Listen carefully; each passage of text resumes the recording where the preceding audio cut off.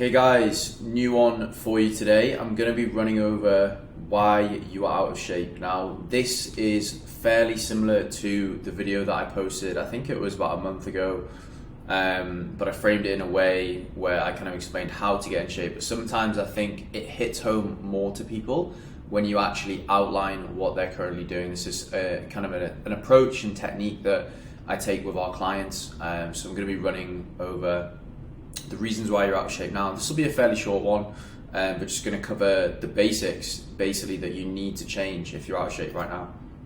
So it all starts with the mindset and the discipline. Unless you have your mind in the right place, you might be able to get in shape for a short amount of time, maybe do like an 8 to 10 week shred or whatever for a holiday, but ultimately you're going to have to push yourself to get there. And usually you see people that when their mindset isn't in the right place, they'll get in shape and they'll go very quickly out of shape for various reasons. So the mind has to be in the right place first.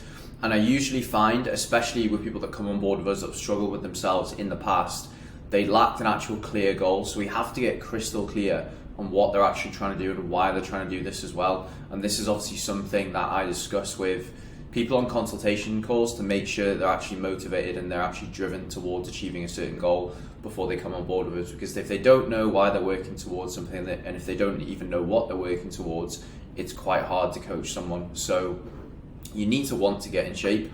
And I mentioned at the bottom here, like the way that I look at it is I want to be in shape because it is literally the ultimate form of self-respect. Like if you're out of shape, people are going to have less respect for you. It's as simple as that in kind of social situations, work situations. So like you should want to be in good shape. Like I don't do this for anyone else. Like obviously it's my business, it's my job to be in good shape. But I've been in shape. I was in great shape 9 years before I even considered becoming a coach.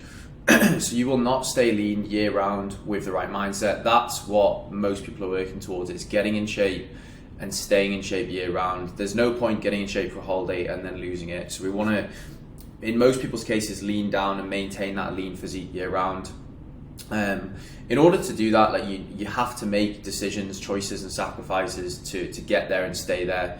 And I think a lot of people just don't quite understand. They almost underestimate the amount of work that it takes to get there. So be prepared to make sacrifices. Maybe right now you actually aren't making enough sacrifices. You're just being the kind of yes man, saying yes to every single social event where you're eating out and drinking and things like that. Maybe you're saying yes to things that are preventing you from sticking to your diet, preventing you from doing your steps, preventing you from going to the gym. And are you actually living your day-to-day life like someone who is in shape? Like I live my life like someone who is making a lot more money than I am now, who's running a bigger business, and someone who is in great shape. Obviously, like I've been in shape for years, but I live my life like that. And as I say, like in my opinion, you should want to be in shape for yourself, for no one else. Training's obviously like alongside nutrition, it's the most important thing to getting in shape and staying in shape. A lot of people will program hot, and that is a reason why they're not in shape. They'll start some sort of training style or modality, whether that's powerlifting, strength training, hybrid training, CrossFit, and then they'll get bored of it, or they'll not see results of it in 2 to 4 weeks, and then they'll change to a new style of training. You see a lot of people combining lots of different styles of training as well. Now obviously we coach hybrid training, so for example combining bodybuilding and running. Like I think it's fine to combine 2 modalities of training, but when you literally are hopping between different things every single week, then you're going to find it hard to stay consistent with one, and obviously you're not going to see the standard results that you probably want. You see a lot of people doing classes as well, and then trying to do that with strength work too. So stick to one style of training, or at least the hybrid style where you're really focusing on, for example, strength training and an endurance pursuit as well, and then be rigid with that, and then obviously move through different phases of training. Periodize your training. If you're out of shape right now, I could almost guarantee that you're not sticking to one modality of training. No tracking of weights is something that I see as well, and that's it's a quick change that we make with anyone that comes on board with us. We immediately obviously put them on a tailored program that actually get them to hold them accountable to actually tracking the weights and the reps that they are lifting and doing in the gym, in order so that we can monitor their progression to make sure they're getting stronger, and so that they know how they can improve each week. So if you're not tracking your weights right now, make sure you are doing that and focus on progressively overloading on the big compound movements that are going to be responsible for building the majority of your muscle, and then obviously add on secondary and isolation movements to kind of add more volume there and bring up weaker parts. Missing training sessions, I can guarantee if you're out of shape, probably missing the odd training session.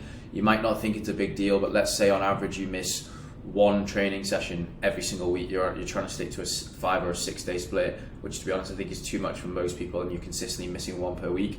You could be missing 52 sessions a year. It's a huge amount of training, and a lot of muscle could be built in those 52 sessions.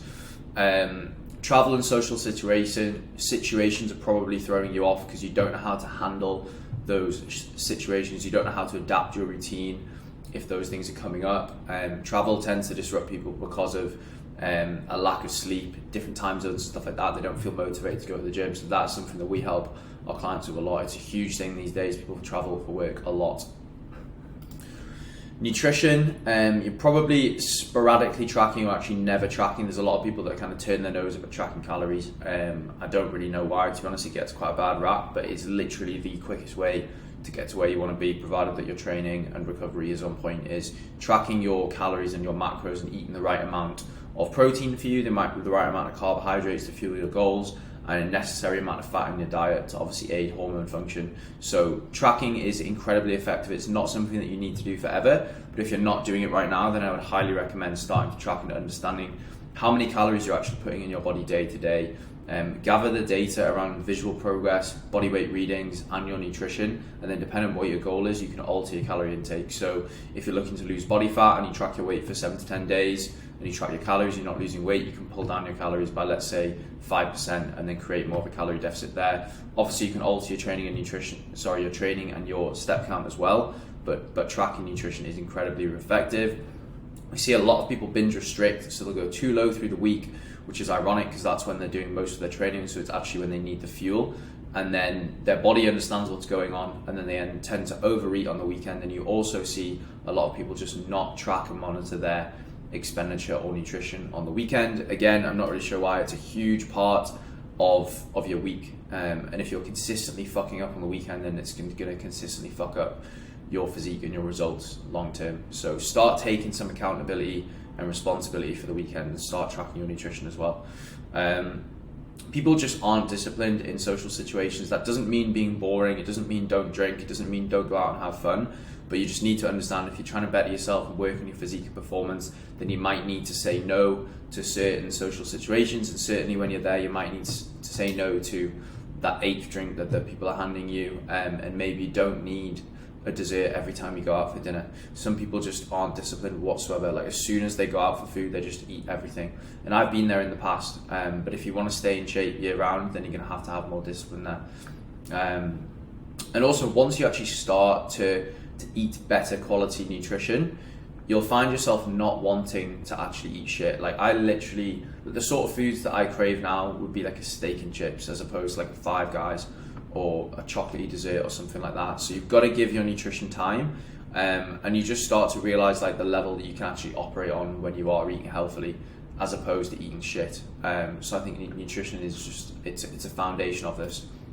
Expenditure, I could guarantee if you're overweight and you're wanting to lose body fat, your expenditure is quite low. You're probably doing less than 8,000 steps a day. So I would recommend immediately elevating that closer to 8 to 10k steps a day, and think about ways that you can do this in a sustainable way.